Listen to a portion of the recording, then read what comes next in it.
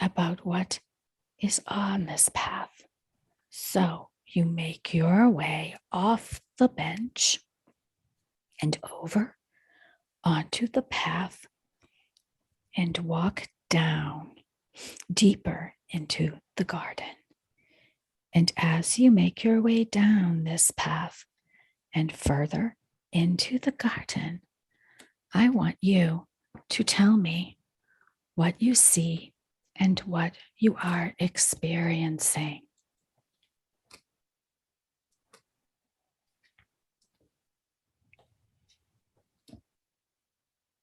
It's not a garden at all. What is it? The cobblestones empty out into a black sand, gravelly area that where there's an outcropping of a cave or a rock overhang. Very good. Let's walk towards this cave, this overhang, and let's go in. And when you reach the cave and enter, tell me what it is that you see. Well, it's interesting because we entered from the back. We were coming in the back of the cave and now exiting out. Okay, And very good. It's not what I thought it would be. It's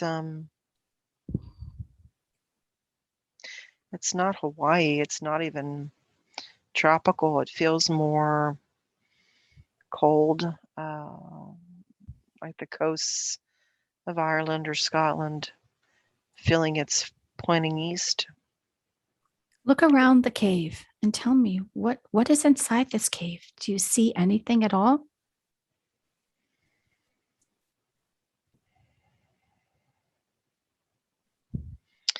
The walls are dark and it feels like the walls were, there's soot. Soot. Like fires had been burned and the smoke settled on the walls. Reach out and touch these walls. And then look at your hand and tell me if anything came off of the wall onto your hand.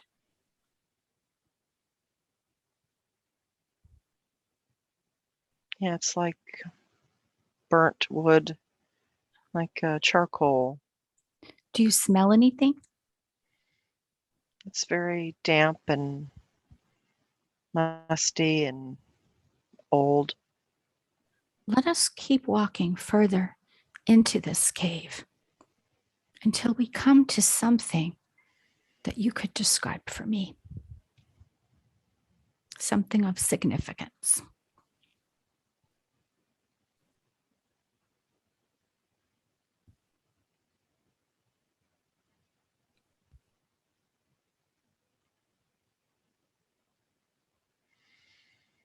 There's stacked stones in the back, like people do now, where they stack stones along a creek.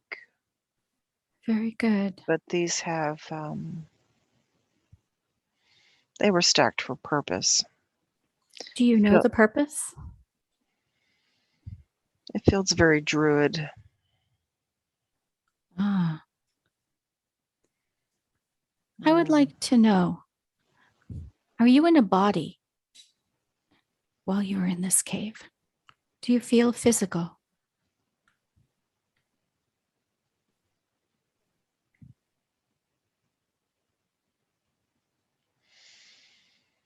I don't feel, it feels like I'm a witness. It feels like I'm observing. You're observing. For the purpose. Yeah, I don't feel like this is a remembrance of a lifetime. Very good. I would like to have you keep going into this cave. And we will ask to be shown the reason for this visit to the cave in a moment of significance as to why we are there.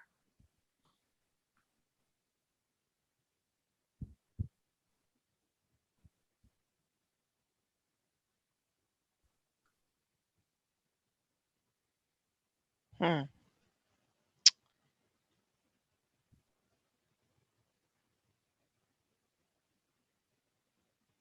I'm hearing the thought that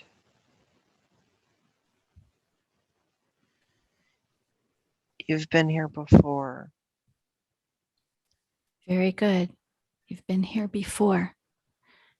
Do you know when it was that you were at this cave?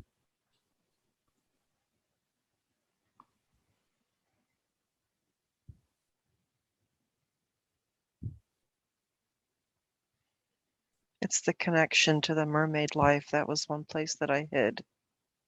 You hid in these caves.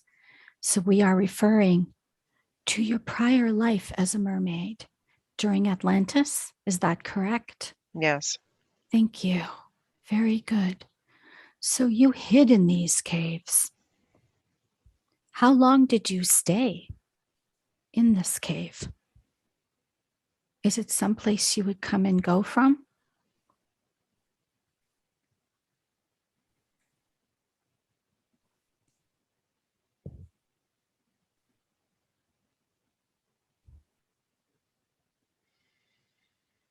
There were others. I'm allowing this to piece in. Hang on a second.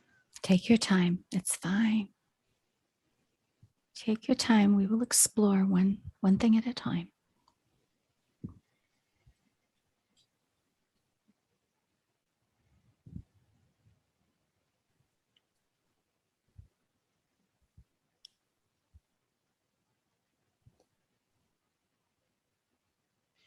There were people that lived in the cave. Who were these people?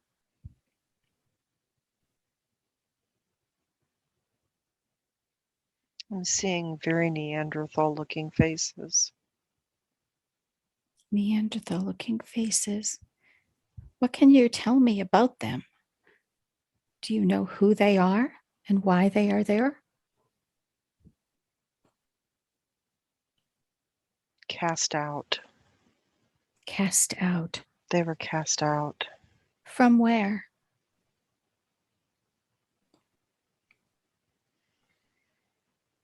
They were the last of their kind.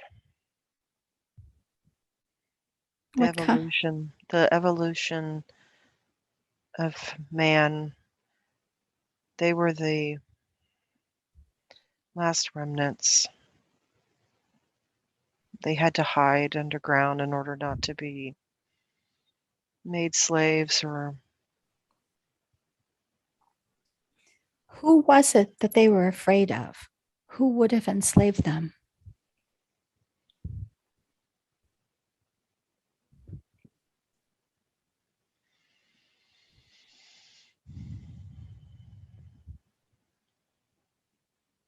the comparison would be the elite, the new, the better than. Where did these people, these elite, live? What was the name of their civilization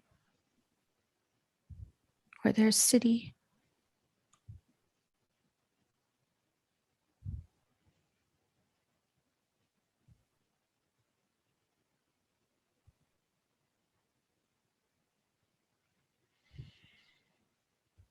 I'm asking to be shown an above view of countryside so that I can determine location. Let us go on and leave this cave. Let's walk out of the cave now. And when we walk out of the cave, have we reached the end of the cave yet? There's a side entrance that walks up on a grassy, mossy slope. Let us go there. Let's climb this slope. And tell me when you've reached the top.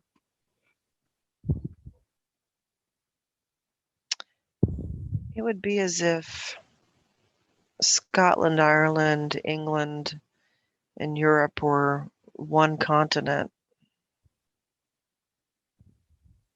It's that feeling of that space. It feels familiar. Familiar. Let's take a closer look at the area you're above. Please describe it for me.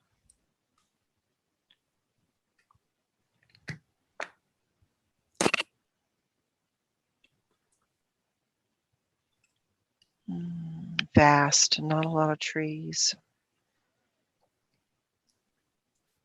Do you see any buildings?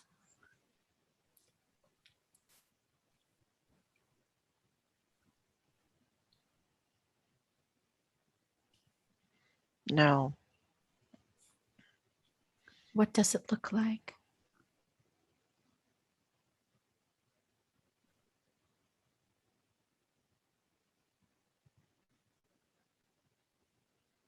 It's odd.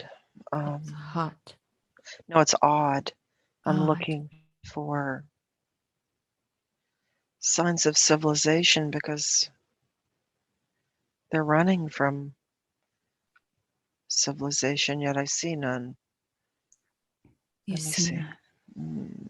Let's come closer and look. Let's move to a different vantage point of this place.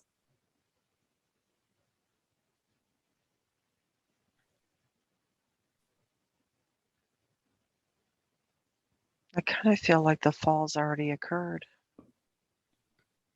The fall fall.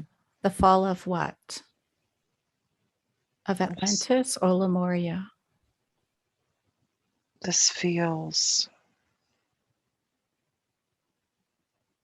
I'm unsure. That's fine. We can find out more. Let us move forward now,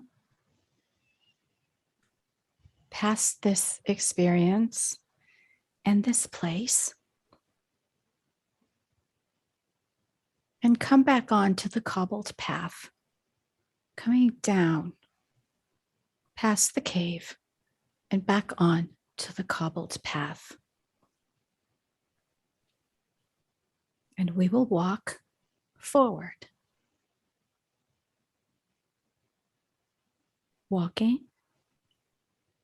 and walking down the path.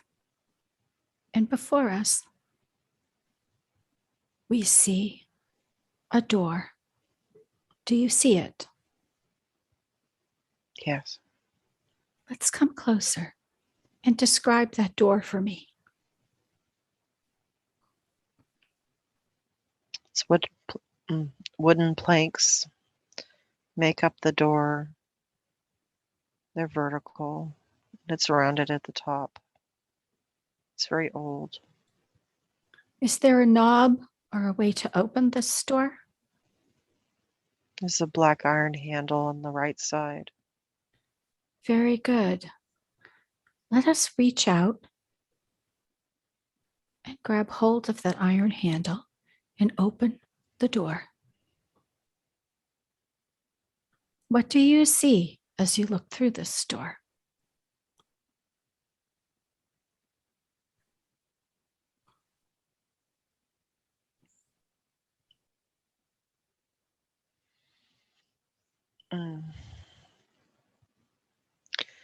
It's very dark.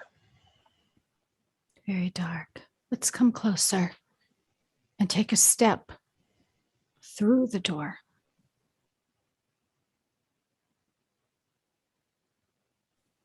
Feels like I'm walking through a jungle. The jungle. Very good. Let's look down at your feet. Could you tell me what you see as you look down at your feet?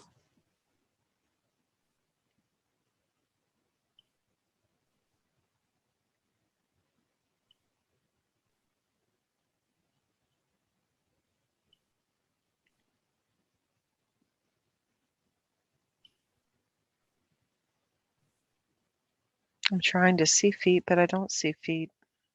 Do you feel that you have a body? Not a human body, no. Okay, very good. describe yourself to me. Describe the shape or the body that you're in.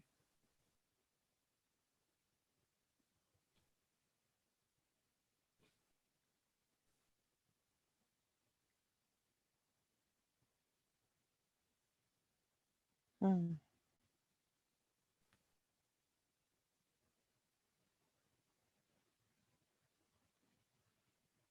How do you feel?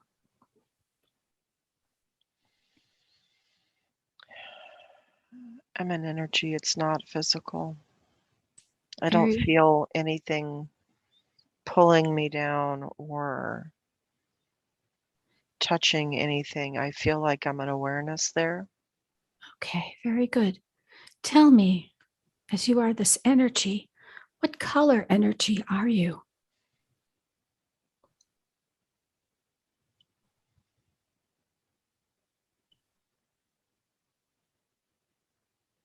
Hmm.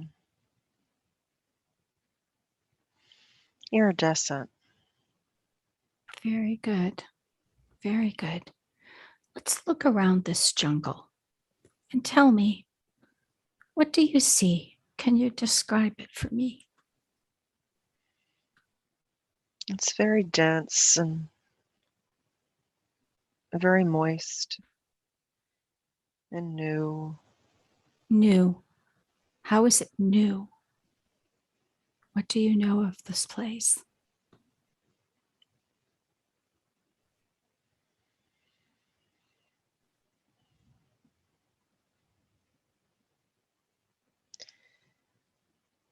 It feels as though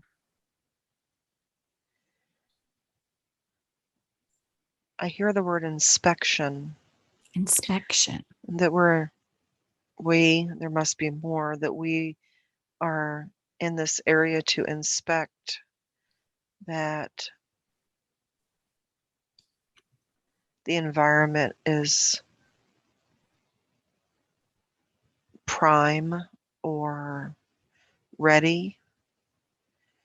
Ready? So we're inspecting the foliage, the humidity, the water,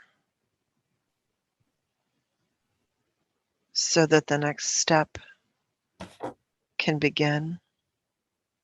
What is that next step?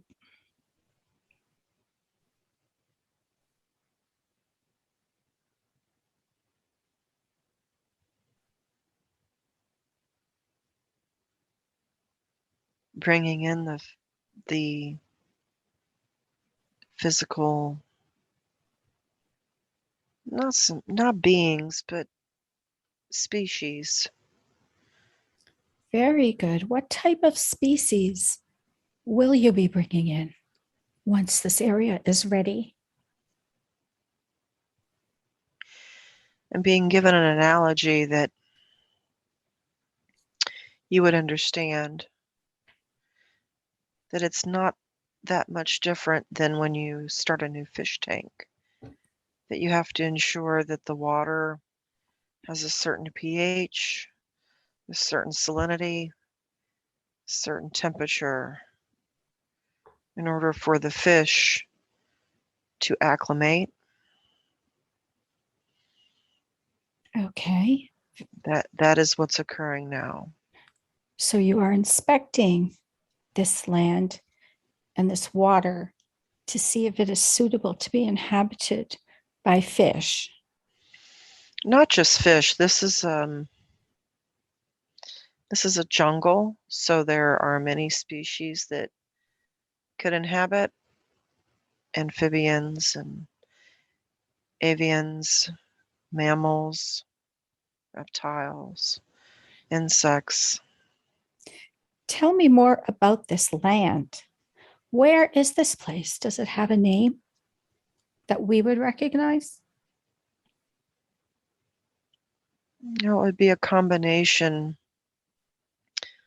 of remember that the placement of continents now are not the placement that they had in original time. It was all a massive continent. If you had to place it now, It would be the Yucatan Peninsula, Guatemala, South America, that portion of the planet based on temperance and climate. So we are talking about a location on Earth. Yes. How long ago did this take place? Has there ever been a civilization in this place before? No, this was millions of years. Ah, so we are talking about a location on Earth before the life forms were brought to live here.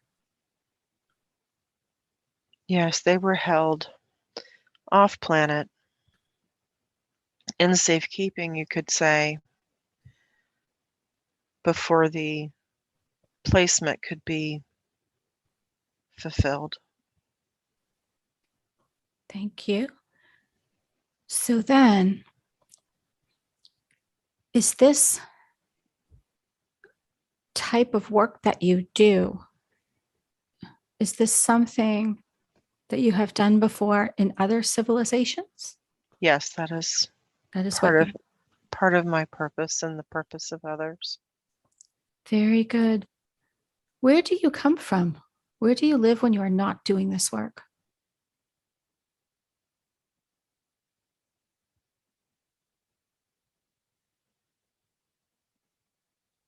We do not claim any home, as we are scientists and evaluators of where life could flourish.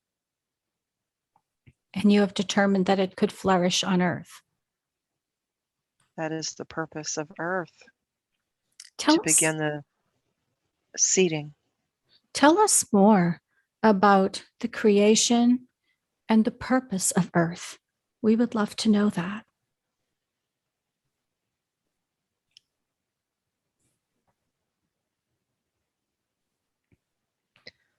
In my current perspective, I do not have the broadest perspective available. What I do see and know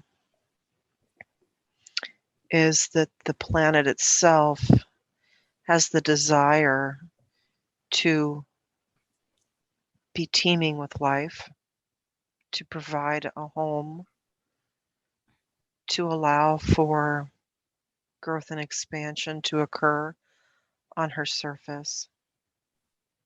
Very good, very good. That What is her was purpose. that was that purpose of her creation? That's her purpose, is to give life. We just Tell, assist. tell us more about her consciousness.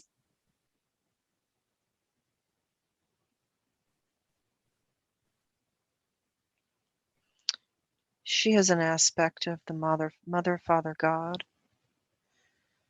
It is her desire. It is her, again, the analogy that would make sense to the human mind is that of a woman who deeply desires to carry a child in her womb and to grow and nurture this child to the point in which it could grow on its own and be independent of her, yet still be connected to her in some way. That is the desire of Gaia. Tell me, has Gaia is nurturing us at this time in this way right now? Well, of course. And you could say that the stage of human evolution, from a very general perspective, not that everyone would feel this way or acts this way, just like every child is different, Mm-hmm. that we are at the stage of young adulthood where we've taken advantage of our parent and we have lived a sloppy mess and left dishes under the bed and called our mother names. But we're coming to that stage where we realize how much we depended on our parent, how much they gave to us, how much they nurtured us, and we're beginning to feel guilt about how we've treated our mother. And so that is the turning point where humanity is having to make a choice of, do we honor and respect our mother, or do we continue mistreating her? It's not that she didn't see that coming. That's natural evolution. And she's grateful to those children who respect and honor her in the ways that they choose to. And she's very hopeful that through this evolution and ascension, that she will be seen, not in a boastful, egotistical way, but seen in the purest form of a giving mother, because that is her essence. How is Gaia feeling right now about the events that have been transpiring on her surface?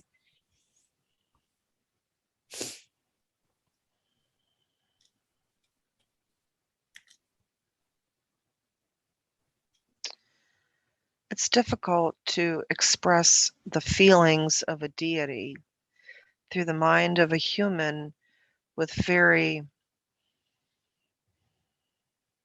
human emotions. If we were to try, we might say that, and this is not at all how she feels, and from a human perspective, you may say that while her heart may have been broken at the acts of her children, she is seeing signs that she's very hopeful and looking forward to having an adult relationship with her children. Thank you. Very, very good. Now, getting back to you as the being of light, let us move forward to a day in the lifetime of this being as Earth is being readied to receive life. Let us move forward to a day of great significance in this lifetime. And tell me about it. We all feel great anticipation and excitement, and we gather as the beings are brought. It's we feel very proud of our work,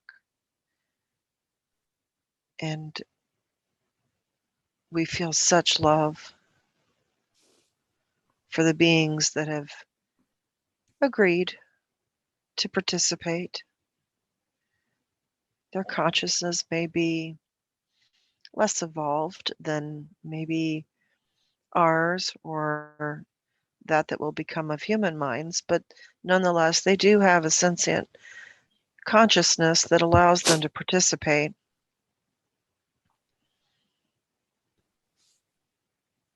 And it's fun to watch the animals frolic and the fish swim and the bugs buzz and find their homes in the trees. It's very rewarding.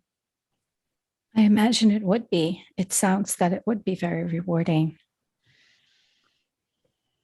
Is your job here completed now that you have brought the life forms to Earth?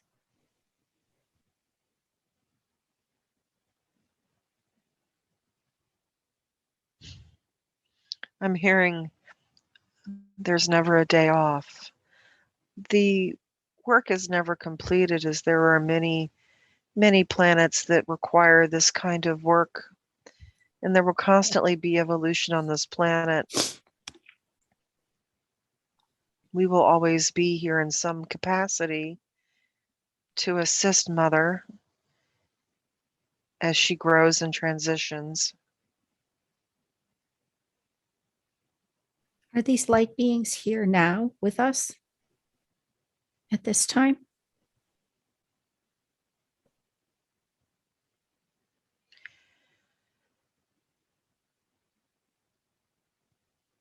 The best word or descriptor to use would be elementals. Describe the elementals for me.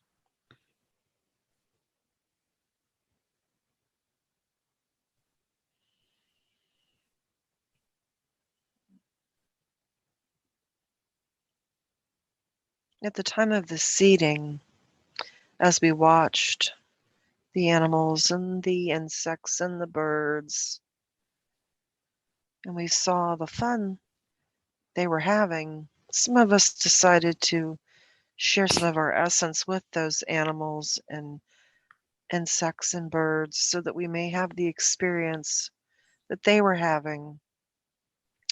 Some of that experience was so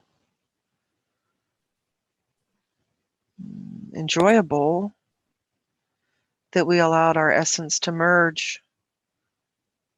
So those that see fairies or dragonflies and feel that there is butterflies and birds that feel there's an essence outside of just that animal, they would be correct. So there is that aspect of our being that has continued to exist within the visible spectrum of existence. But there is also the pure light form and the pure essence that is not visible, that remains to oversee and inspect and communicate with higher realms and with Mother Gaia to ensure that she is protected and taken care of. So to say, are we here? We're here in many forms. So yes, all of you have elemental guides, so to speak, that work with you, whether you're conscious of that or not. Those of you that have a deep connection to Mother Gaia are probably more aware of that connection. However, we are always here. We are always present and always will be. That is our commitment to Mother Gaia, the deity that is this planet. It is our sole purpose and connection to her. Thank you. Very good. How are you and these other light beings assisting in the shift and the transition of Gaia into fifth dimensional consciousness? What is your role?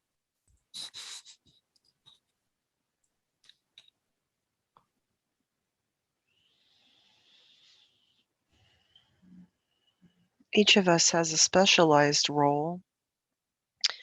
Although we are multidimensional, we can have a multitude of roles within our own awareness or consciousness, if you will. Some of those roles are to counteract damage that's been done by humans, whether it is a chemical or toxic, whether it be energetic, which seems to be most of our work. Other aspects of our work are forming relationships or connections with humans, such as yourself, where you have awareness of things outside of yourself. You have awareness that there is more to life than just this physical body that you inhabit. We are making connections with those that are ready so that you understand that, yes, there is ascension taking place. Yes, there are beings from other universes and galaxies and dimensions that interact with your planet.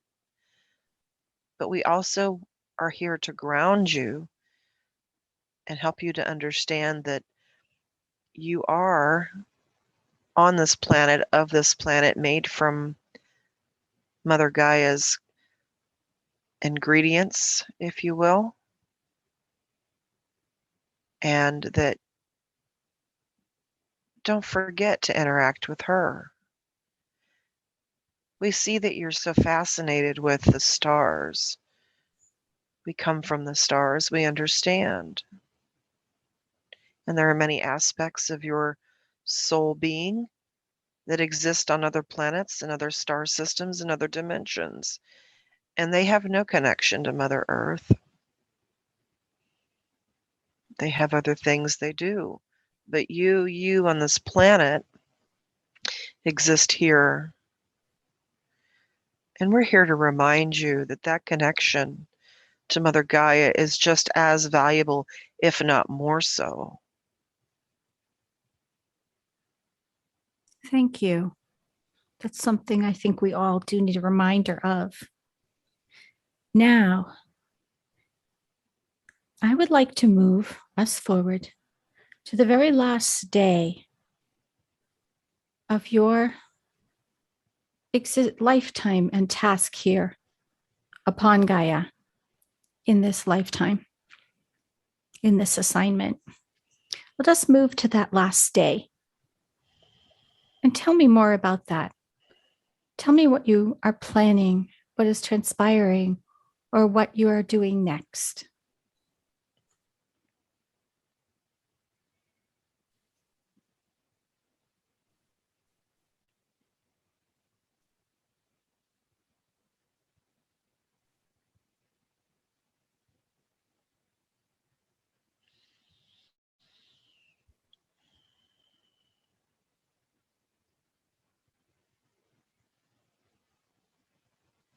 We know that you would like the information of what's to come and how we are to help you. Yes. And we are being reminded that we have to be careful as to what we reveal. And why is that?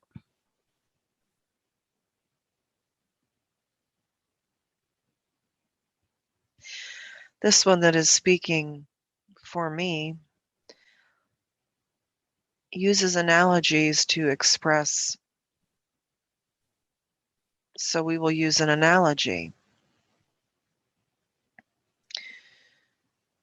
If you were in the midst of reading a wonderful novel,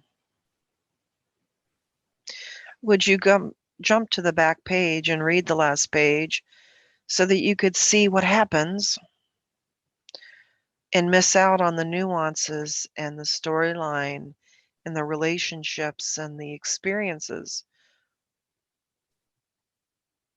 What would be your choice? I suppose I would want the enjoyment of reading the book. And I think most people would. It's just that it's been a long book, and many people are wondering what's going to be contained in the final chapter. Well, to answer that, we would say that that is the best and most appropriate answer, because it's so easy to want to skip to the end. Yes. But souls don't skip to the end. Souls live the life and have the experiences and impact those around them. That's the purpose of life. So anyone that would suggest that jumping to the last page of the book is in your best interest is really harming you. But what we will say is that the last chapter of the book has yet to be written. So any information that is given to you about the last chapter of the book would not be accurate. It would be predictions or fantasy based on the filters in which it's presented. This being that I am speaking through does not have the desire to do that. She never has, so she wouldn't allow it anyway. What we will say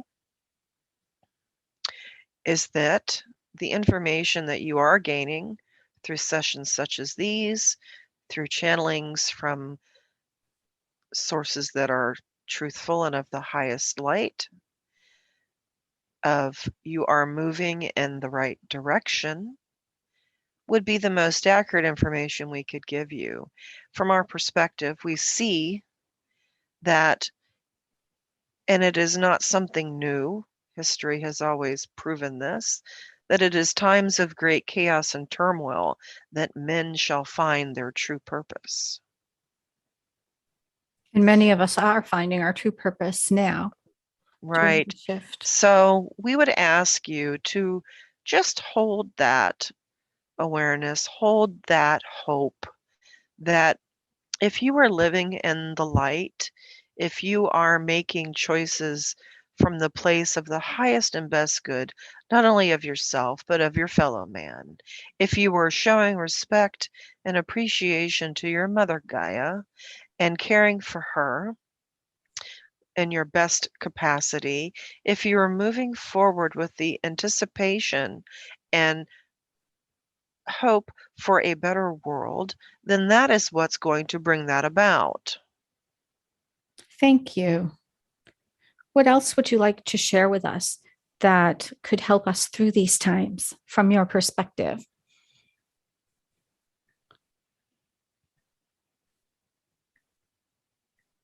Just as it has been our purpose to inspect, investigate, assist, from the higher perspective, we see things outside of time. We see that you may plant a small seed and it may take hundreds of thousands of years for evolution to occur. But when you plant the seed, you do know and hope that one day a tall tree may appear that could provide a home to an animal. You don't plant the seed and stomp your feet that it's not growing fast enough. But humanity has become impatient. We Yes. ask that you use the analogy of planting a tree, the one we speak through as a nurse when she was in school, went through a labor and delivery course and clinical, where during that time, if they were fortunate enough to be present while a woman was in labor, they were so disappointed when they weren't there to witness the birth of the baby because they'd invested so much time and energy helping the mother through the transition of childbirth. But the child was still born. They just didn't witness it. Their witnessing did not change the cause and effect of the birth. We hope that that makes sense. Our point is that we want to experience and witness what we've planted, but that's not a guarantee. Not when you're in a physical suit that has a temporary existence. It has an expiration on it. So do you not plant the seeds because you might not be present to see the tree at its fullest capacity? If there's any advice we can give humanity, and ego rules this desire, Yes. be willing to plant the seeds and accept that you may not, through your current physical eyes, you may not bear witness to its flowering. That does not mean that you don't make the effort. When Thank you're you. on this side of the veil, you not only see your seed, you see all seeds, and you see all that has ever been planted and you see the efforts of all those who have come before you, who are with you now, and who will come after you. And it is the most beautiful, glorious thing to witness. And that's not something we can even give you an idea of what that may even feel or look like. We're asking you to just trust, trust, trust. We will. Thank you. Those are very wise words. May I ask before we let you go, are you an aspect of Laura's consciousness, or are you just coming through Laura to share some information with us today?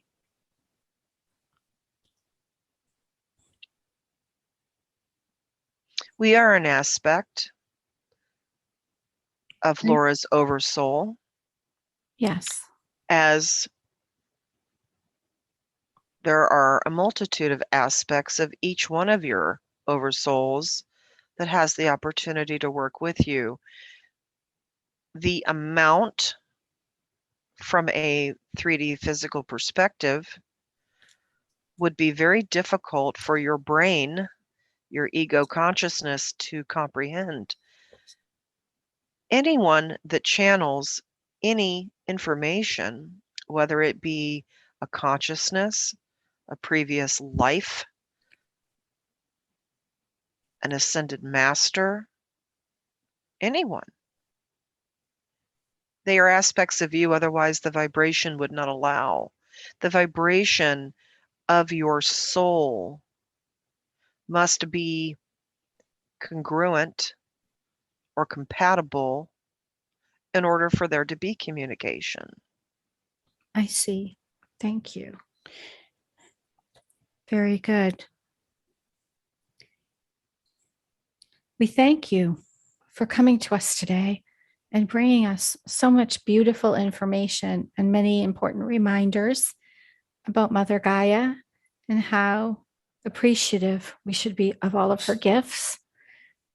But now, I would like to ask you, with great thanks and appreciation and love, to recede back to where you came from. And we are going to leave this part of Laura in here at the white light of Source to continue on its journey. Thank you so very much for all you have said. And I would like now to bring forward the higher self of Laura. Do we have permission to speak to Laura's higher self today? Yes, you do. Thank you and welcome. We appreciate you coming and speaking with us today. You could have shown Laura any lifetime at all today, and you started off with the being in the cave. Could you tell us why you chose that and possibly share more with Laura about that particular lifetime?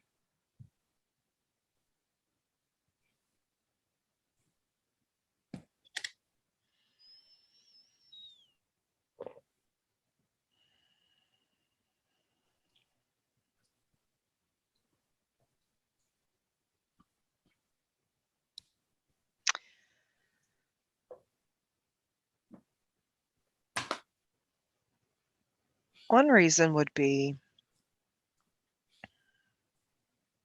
as an example of the timelessness and the lack of linear connection. Let me explain. Yes. Thank you.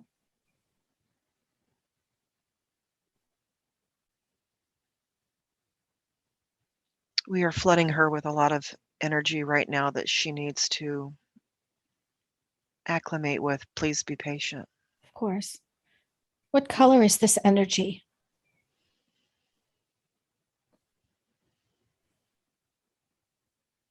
Dark blue. Beautiful. Thank you.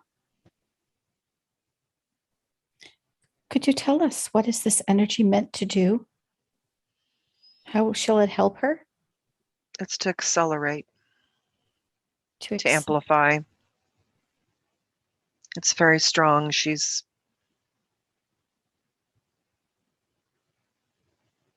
What are we accelerating?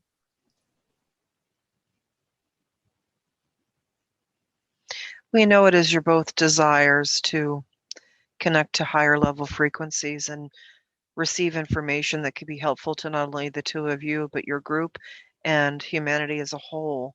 In order to provide that information to you and have it be as clear as you desire, we must increase her frequency in order to receive it. That would make perfect sense. Thank you very much. While you are working on Laura, this would be a good time to scan her body and see if she has any attachments or any entities inhibiting her abilities or affecting her health.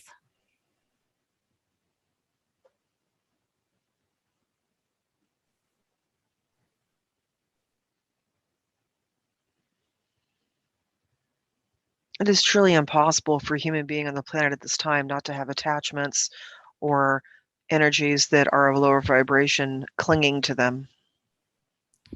Thank you. Do you see these energies on Laura?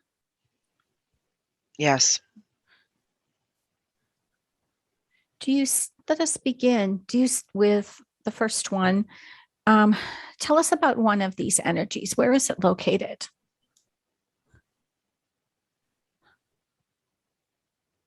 On her right foot. On her right foot. What color is this energy? It is a slimy, dark green tendril. A tendril. How did this tendril come to be attached to her foot?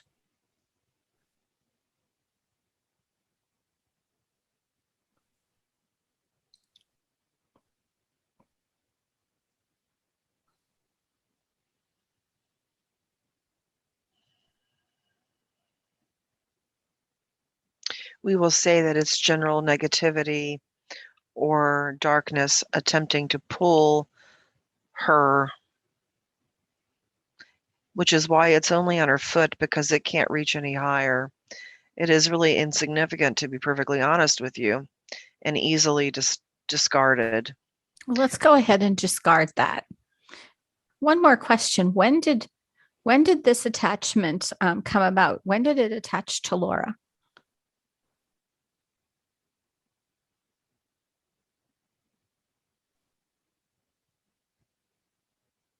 Interesting that this tendril that is, she's actively just kicking off as if she'd stepped in a rope and she's slipping it off, that it was much, much higher. And that is a sign of her inner work and evolution, that it is at her feet. You could say at one point it could have been around her neck. The more inner work you do, the more you're willing to see your shadow selves, to identify your dysfunctional connections to others. When you're willing to do that work, all of these things naturally fall away. And does this attachment have a consciousness? We will not give it the power to claim that it has a consciousness. It is no longer there. Oh, you have already removed it. Yes. Thank you so much. Let us suffuse that area of Laura's foot with cleansing white light and seal it with platinum silver light so that any residue of this attachment is gone and it cannot reattach itself to her. And I would like to ask, are there any other attachments or entities that need to be removed today?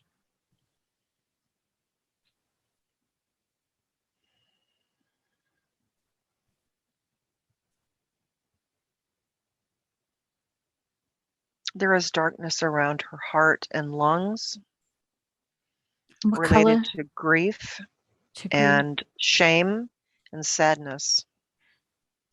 Thank you. Very good. What color is this energy? Charcoal gray. Charcoal gray. Does this energy have a consciousness? Emotions are consciousness. That is true. Thank you. Tell me, what is this? What is the purpose of this energy? What is its purpose in being attached to Laura? What is it that it's trying to do?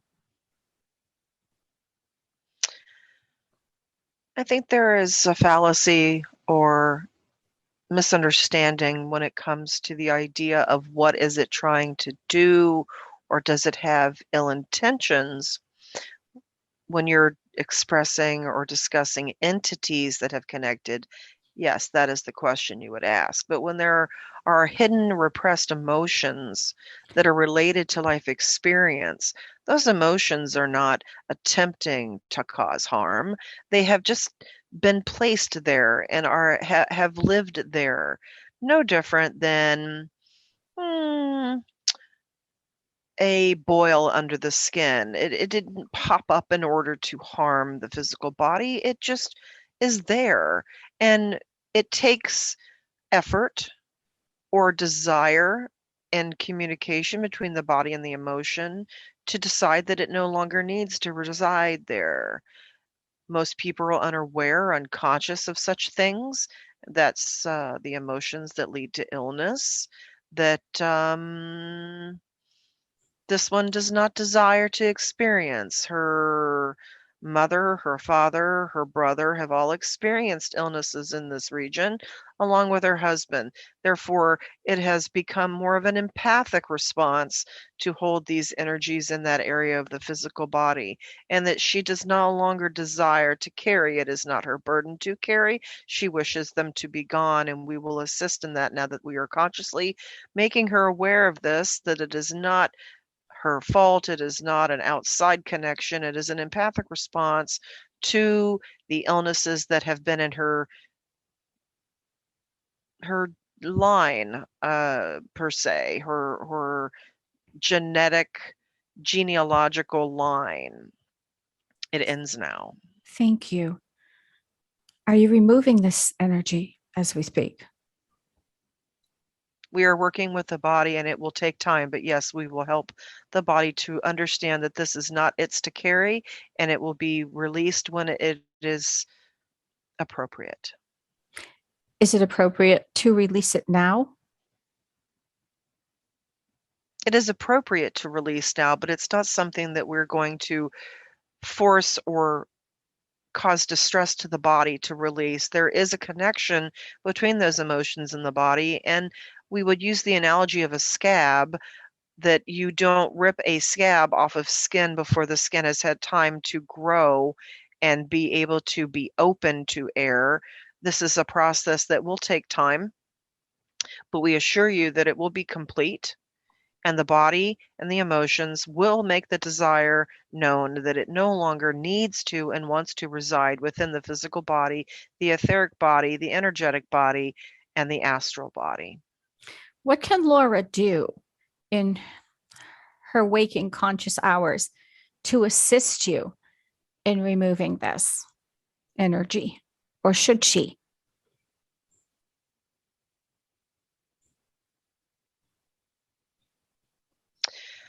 She has carried these emotional imprints for more than 20 plus years of her existence on this planet.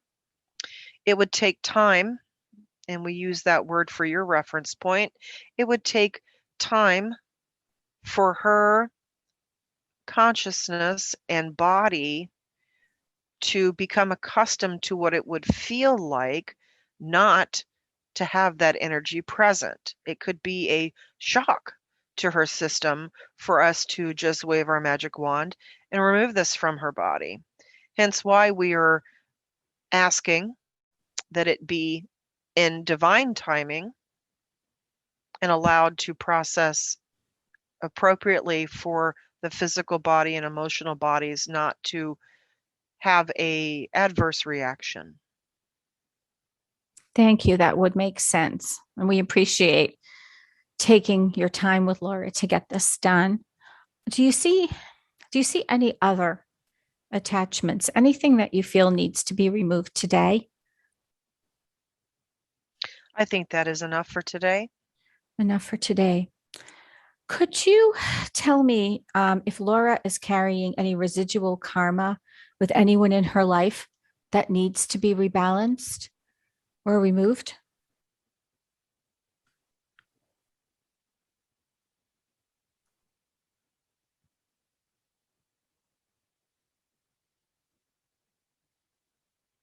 There has been great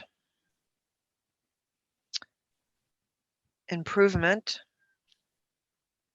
in her karmic relationships with most everyone around her, including her husband and her daughter. We would say that the relationship with her son is out of balance at this time. What can She's consciously aware of this Mhm. and unsure how to proceed. What would you advise her as to how to proceed so that she can rectify the situation?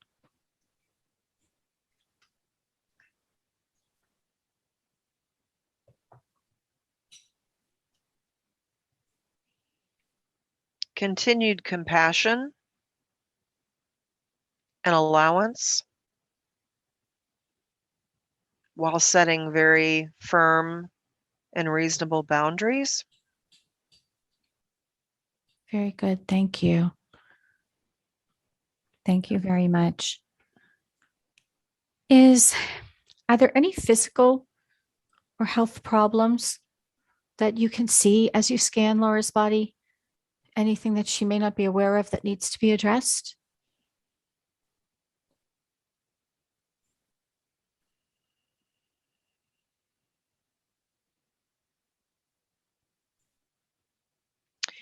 She's currently suffering the consequences of the lack of movement in her joints and her hips and her back.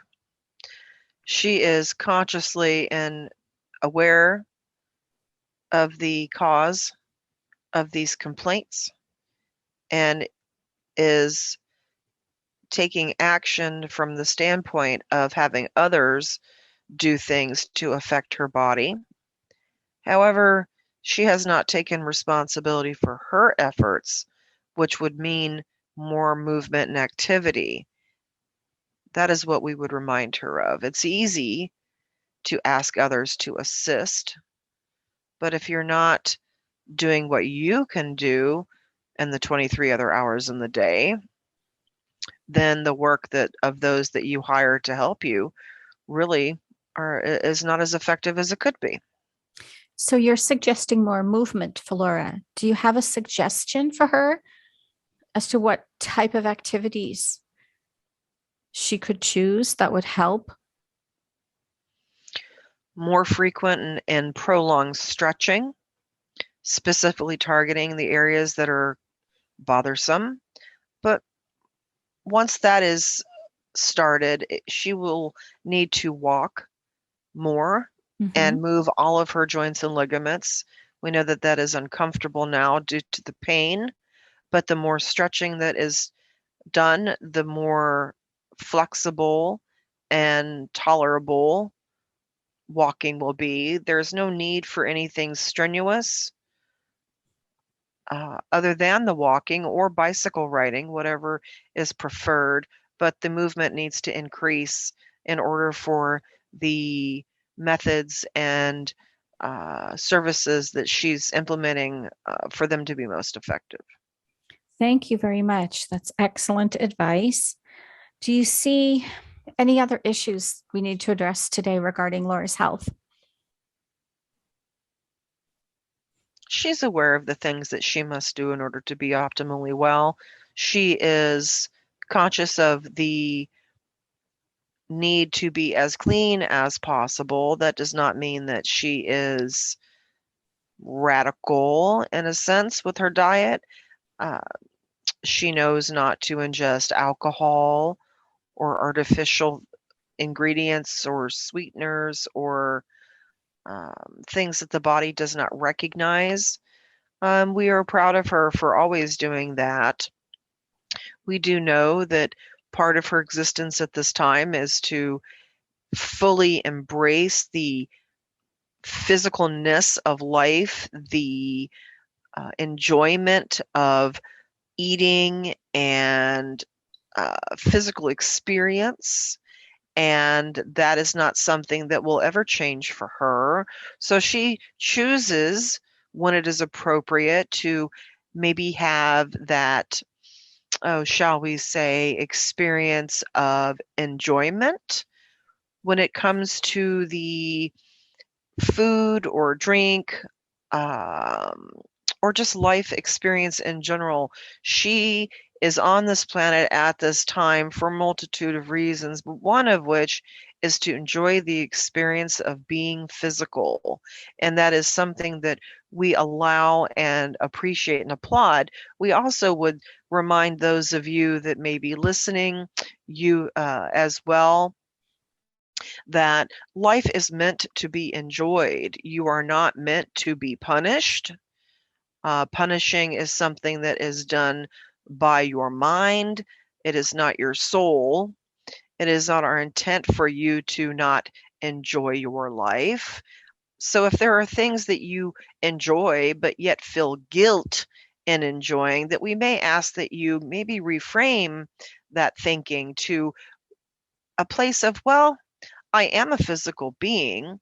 I am on this planet and having this experience. So, what is it that I enjoy? Whether it is maybe a favorite dish or a favorite place to visit or a favorite smell or aroma or place. We ask that you give yourself that experience. Does it harm others? Then maybe that's not something you should partake in. But we can't imagine that those of you listening to any of this session would ever do anything to harm anyone. But you're maybe not allowing yourself to enjoy this experience of being in a physical form as much as we would like you to. Thank you. Again, very good advice. I was wondering if you could scan Laura and see if her chakras are in proper working order or if there are any adjustments that we need to make.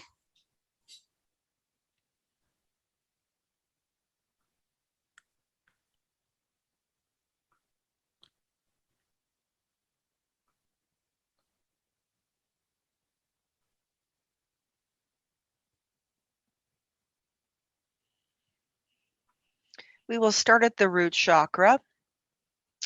The root chakra, as you age, and we're stopping because we want to make sure that we use the right terminology, not to offend. Yeah, I was about to ask you when you said that. There's a lot of different opinions as far as aging.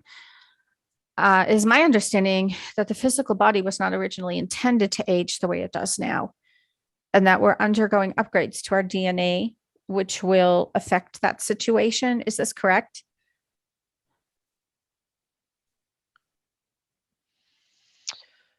When the human genome biome was created, yes, it was intended to live hundreds, potentially thousands of years. And whether you have scientific evidence of this or not, it is true that there are those beings who have mastered, shall you say, existence on this planet that are 3 and 4 and 500 years old on the surface. And there are those under the surface that are thousands of years old, living in the same body they were born into. That is very hard to believe because there's no physical evidence of that. But we assure you that is the case. Now, why is that? Why are they able to live long periods of time, and yet the average lifespan of a human being is 75 years old or so. It's because of a few really important, crucial pieces of reason. One is their energy bodies. They have made it their life mission to optimize and ascend and become masters not only of their physical being, but their energetic being. Their connection to source is so strong that it maintains their physical body. Shall you say that their atoms, their DNA is plugged in to source, which allows their physical body to exist for long periods of time. That could also be another reason that the ones who live underground in places like Telos live for thousands of years in the same physical body. They are not exposed to the chemicals that we have burdened the physical body with on the surface. That is another reason they live as long as they do. So, in combination between the lack of chemical poisoning and their deep desire to be as plugged into source as possible allows them to live as long as they do. So, to answer your question, yes, this is true. That was always the intent.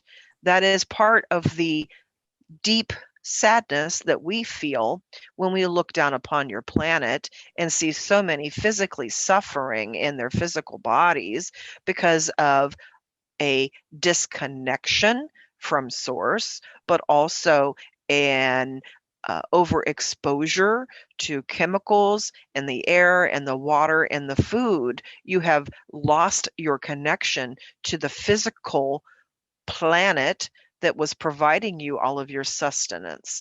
Now, chemical companies make your food, put them in boxes, and you eat them for breakfast. That is, there is nothing in your food. We would say 70 to 80% of your food supply is actually really food. Therefore, the physical body cannot live in a healthy, optimal way because the nourishment that you're providing it was never intended. We hope that that was not a long-winded response, but it is the truth, and it is something you should hear. Thank you. The more information, the better, quite honestly. So we appreciate everything that you've said. You did mention a comparison to the societies in Inner Earth. Can you tell us more about that? What is happening there and who they are?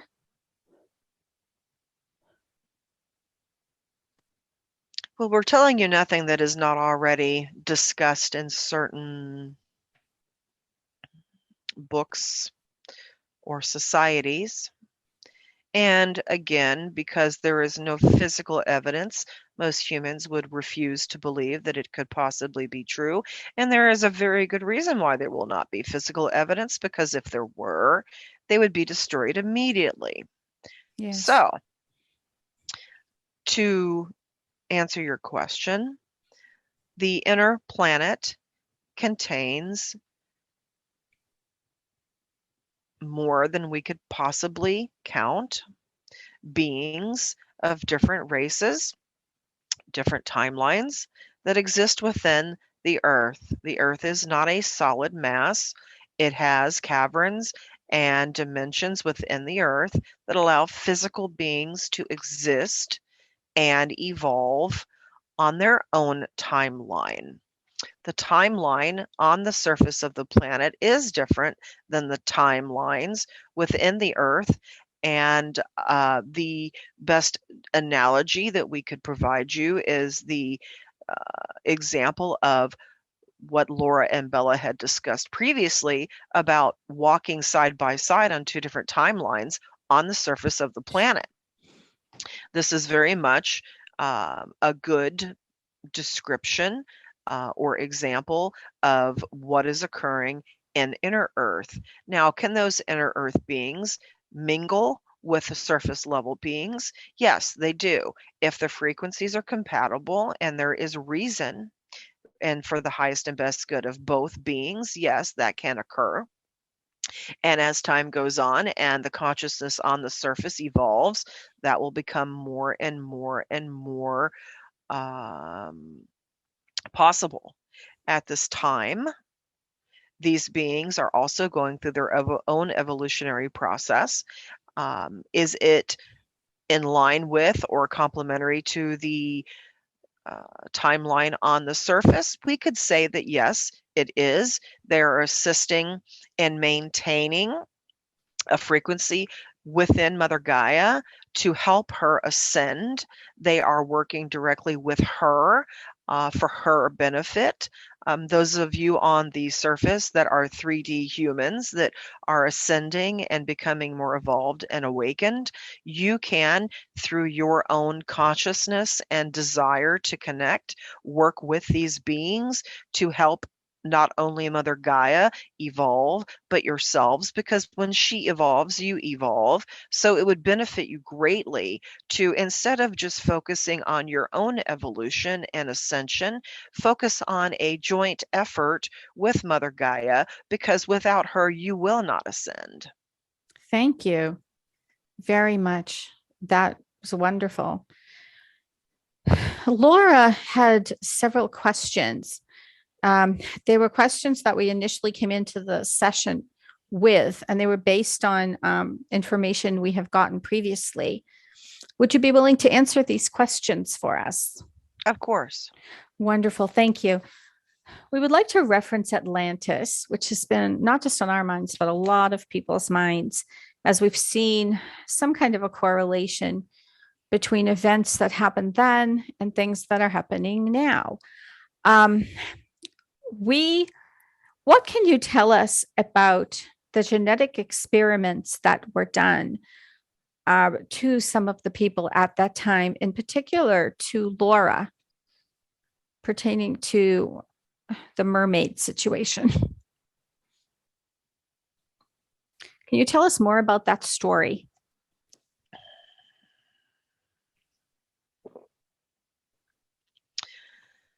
Throughout your Earth history, many have written about their memories of Atlantis.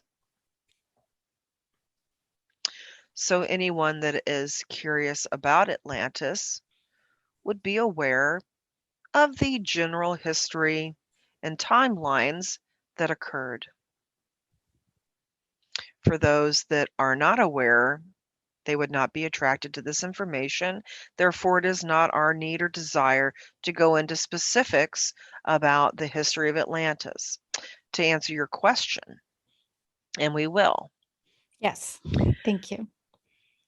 It was known then, and it was always spoken of in all of your books and stories, that the energies of Atlantis, the beings that were incarnated while and through the timelines of Atlantis, which were tens of thousands of years. So you can imagine the lifetimes that were had and the soul experiences that were had, and how those experiences were impacted, or shall we say embedded, not only in your cellular memory, but in the crystal core memory of the planet.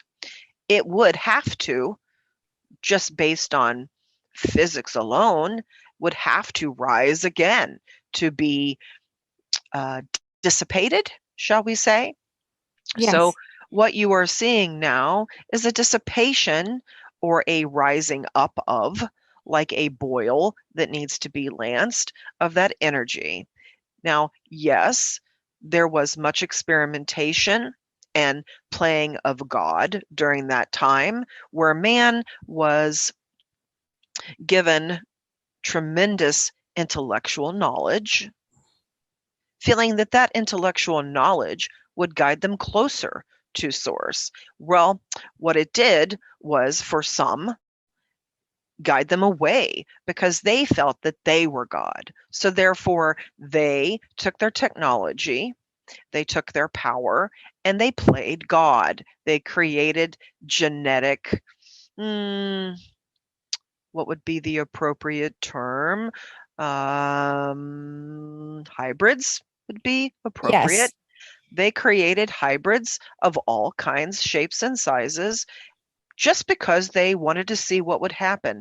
They did not think about the consciousness of these beings and how it may torture them or affect them in a negative way.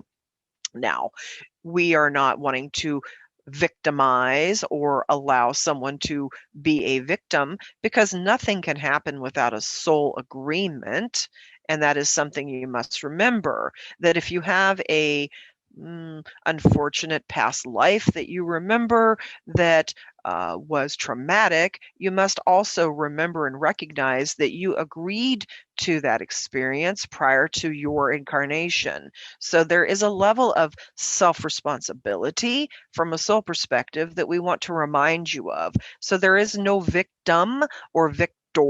There is a soul agreement. That is all any life is. So having said that, we will go back to the idea that the Atlantis energies are rising to the surface to be dissipated by those that were there prior. Now, what you see now is a rising up of that energy of powerful men. And are not being sexist in any way, but there are men and women, of course, but mainly the men who have lots of money, who have lost connection to source, that are really mm, empty vessels that dark energies can infiltrate to do their work, so to speak. We do not say that in a flippant way as to release these individuals from responsibility for their actions. That is not at all what we're doing. There is, again, a soul agreement on this individual's part or that individual's part to participate in such things. But yes, you are seeing genomic, genetic manipulation that is reminiscent of the Atlantean times. And it is why so many of you are so repugnant and repulsed by these individuals and their desire to inflict and force you into taking things that you know, and there is no other way to express this, and we understand that this That's may be fine. heard on the Mhm. internet, that you know what their intent is because you've lived through it before and you've suffered the consequences. But here's the beauty behind this. You came into this incarnation awake and aware, and you're still awake and aware, and you will not participate. And that is your soul agreement. It may Good. be an unpopular That's okay. viewpoint, but that's okay. It So is we okay. we we applaud and support you and assure you that your intuition is right on the money and that you should follow your intuition regardless of any societal pressure, but also see those that do choose, for whatever reason, to participate in the experiment. Please remember, just as in Atlantis prior, and we would think it would be appropriate and okay for you to call this time in your incarnation Atlantis 2.0, Yes. that these individuals who are participating, whether they are exposing their arm to allow for an injection, or they are involved in the manufacturing or involved in the marketing of said product, that this is all a soul agreement. So instead of maybe feeling anger towards these individuals, which is of a lower vibration, we would ask you to come into the 5th and 7th dimension of unconditional love and compassion and see that they are acting on their soul agreements. And you can feel such compassion for them because you know you remember what it was like to be experimented on. And you can sit back and hold them in love and cradle them like the child that you were. May I ask you, in regard to the experimentation that's happening now, what, for the ones who are implementing this, what is the desired result? Why are they doing it? What is the purpose? In some new information.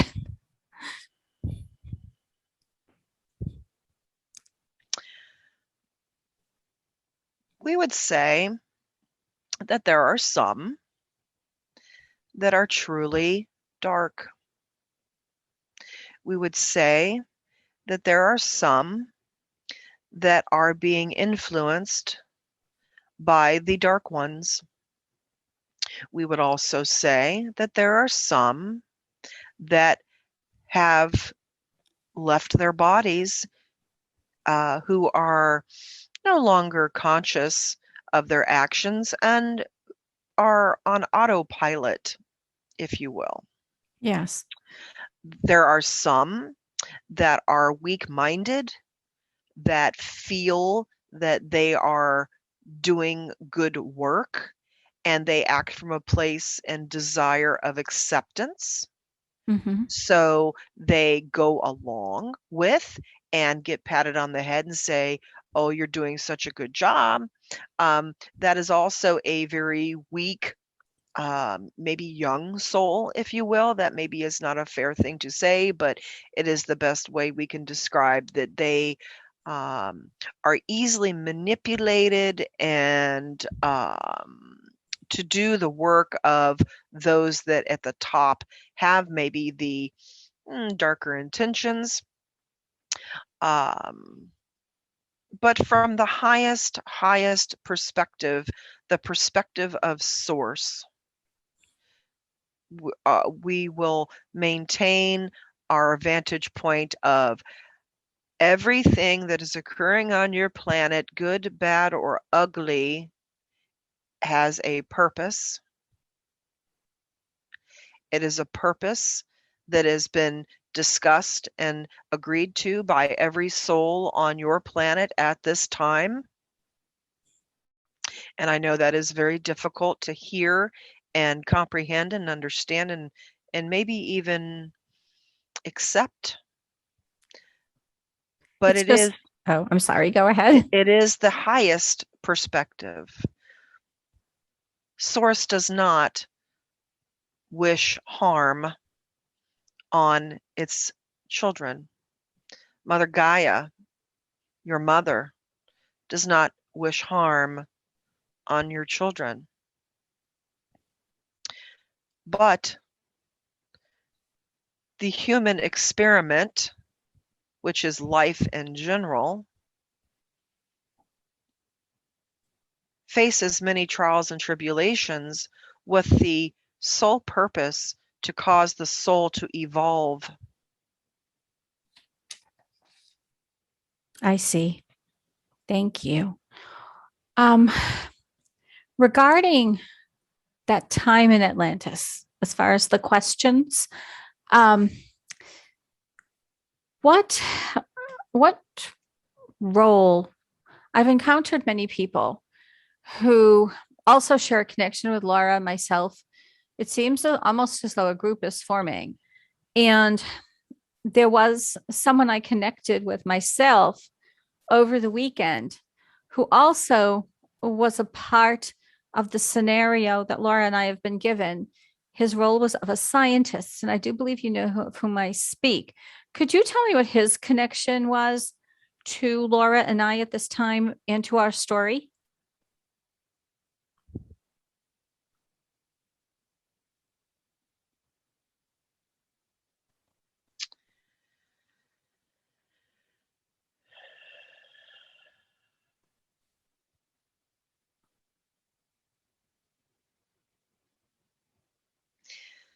The individual you speak of was given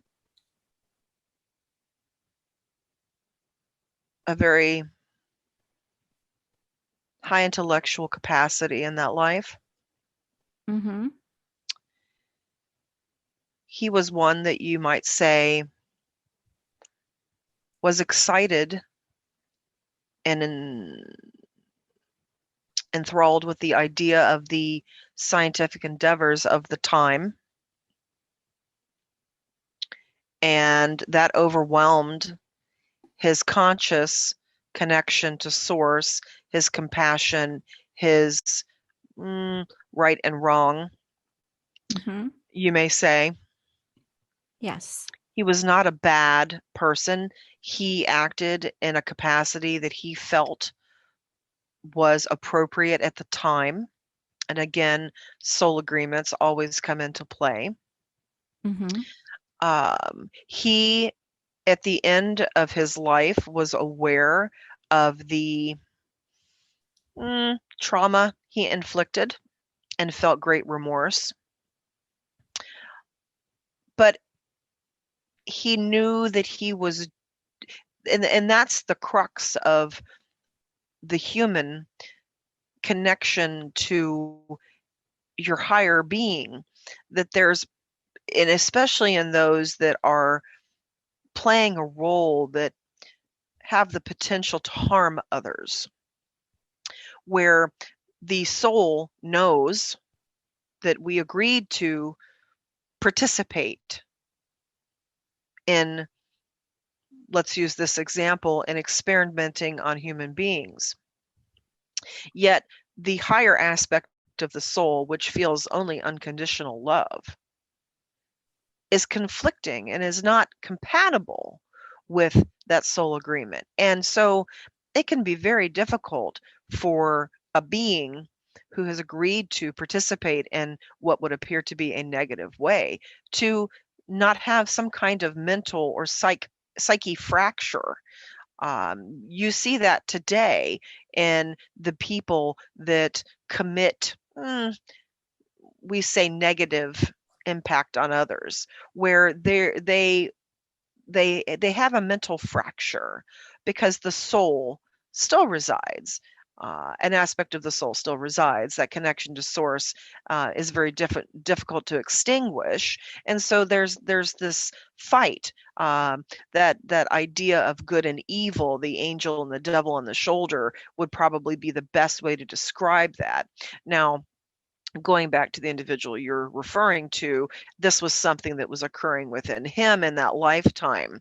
And when he left that life, it took time for his soul to come to terms with what occurred in that life. It took him, again, time is not an appropriate word. There is no time once you're off the planet, but it took his soul more time than usual to recalibrate and remove the guilt and remorse from his soul. It still is within his genetic memory. It is impacting his current life. So, what we would suggest to this individual is, if you're feeling any irrational or let's see, if you're feeling shame or guilt that is not attached to anything in this lifetime, please understand that that is associated to that lifetime in Atlantis. And we ask that you surrender that to us, to let us help you, and know that that is more of a past life. Uh, Give yourself love and compassion and release that. It is not your burden to carry anymore. But his connection to you and the group is a reuniting of that energy from that time. And the information that will come forward uh, as you all continue these sessions will give you more guidance on what you are to do together as you move forward. We will say that there will come a time when perhaps you will invite people to your area close to the crystal, and you will have ceremony.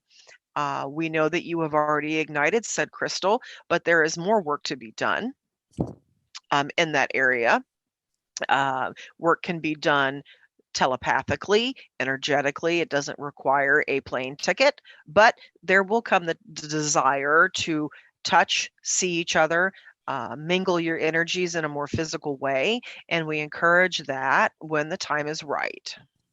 May I ask, now that you've brought the crystal up, um, what can you tell us about the crystals from Atlantis in this that are still in the area where I reside, and what is Laura's connection to these crystals?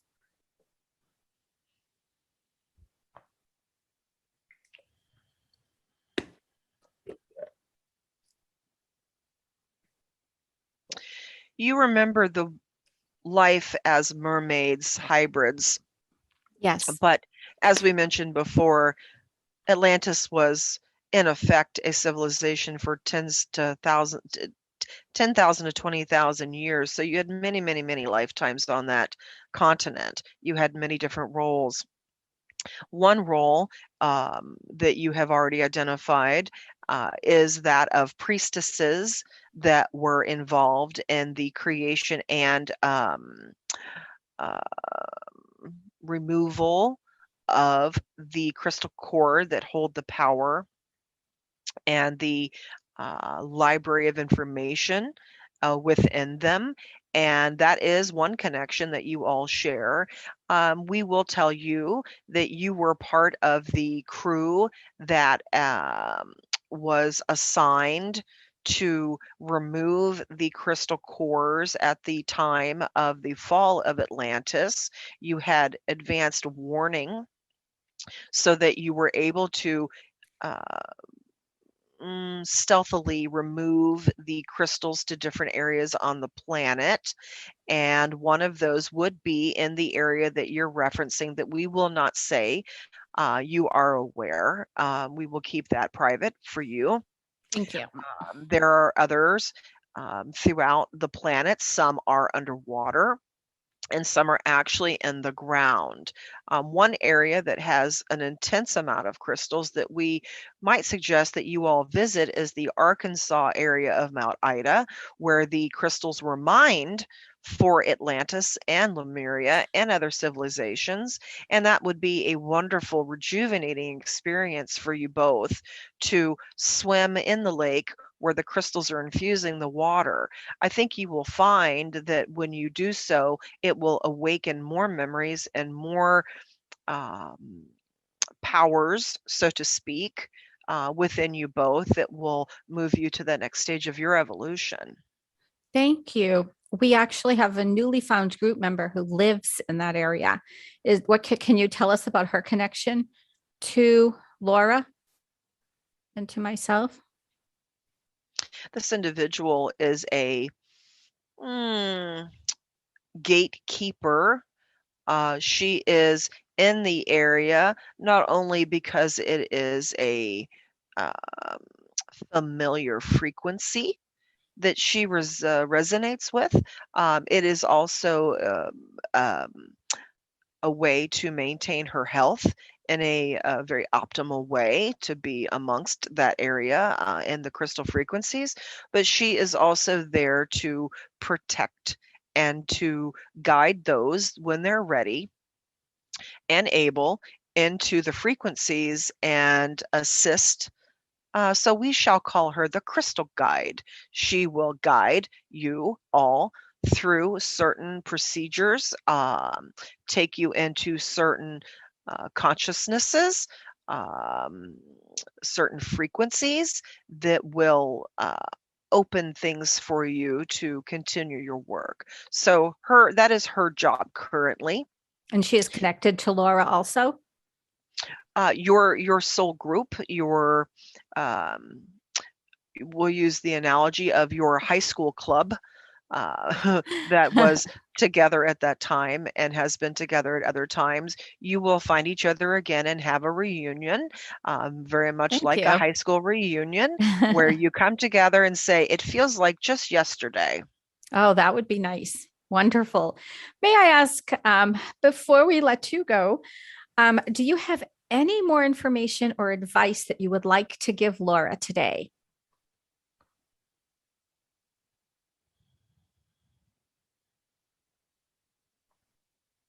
We are very joyous and appreciative that she allowed the frequencies that are we into her physical being today to be broadcast in this manner. We are grateful to you for opening the portal and Thank the you. experience to allow this to be. Thank you very much. We look forward to Laura becoming accustomed to our energies. We appreciate the ones that have come before, other aspects of her soul that have opened her frequency patterns to allow for these higher frequencies to come in. And we will say that the frequencies that she's currently feeling are still only a tiny percentage of the frequencies that are to come. We ask that she continue the connection and keep the dial tuned, keep the antenna up, and seek the connection as often as possible in ways that just allow this continuation, this flow, this waterfall is the visual she's seeing now that can enter her being to be expressed in this Mhm. way. Thank you. Could you please do another quick scan of Laura and just double check if there's anything else that you see that needs to be healed or removed today?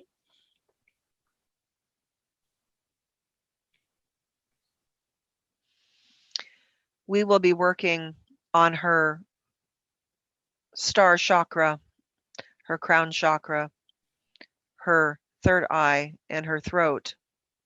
This will assist us in deepening our connection and her ability to communicate us even outside of these types of sessions. Thank you. Is this something you're doing now, or is this something that will happen over time? It will begin now. It has been in effect during this session. We Thank will you. maintain this connection and continue even after. Could you also take a look at Laura's aura and tell us, are there any cracks or fractures, anything that needs to be mended?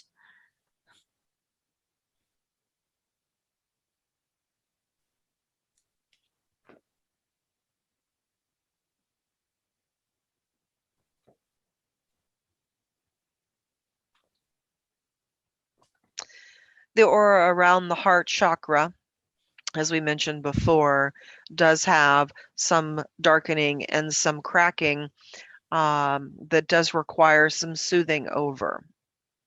However, we do not wish to seal the auric field until the energies and the emotions that are held within the physical body and etheric body are released. Once that is done, we will come and soothe and salve that area and seal that so that that does not return. Is That will happen within the next 5 to 7 days, and she will feel great relief and the ability to take extremely deep breaths, which will also aid in her connection to us. Thank you. That sounds wonderful. So now I am going to thank you so much for coming forward. The information you gave was wonderful. And I know it's not just going to help Laura, but many, many people who hear your words. Um, I am going to ask that Laura's higher self and every being that we encountered in past or parallel lives to recede back to where they belong with so much love and so much gratitude to them for coming through today to provide Laura with all of this wonderful information. I'm also asking the higher self to recede back to where it belongs with much love and so much thanks for all of this help and healing today for Laura. In a moment, I am going to count to 10. And on the count of 10, you will be wide awake and feeling the best that you have felt in a very, very, very long time. The best that you can remember feeling for as far back as you can remember. Your body will be full of energy. Your spirit and soul will feel revitalized, and you'll feel like you are just shining like a star from the inside out.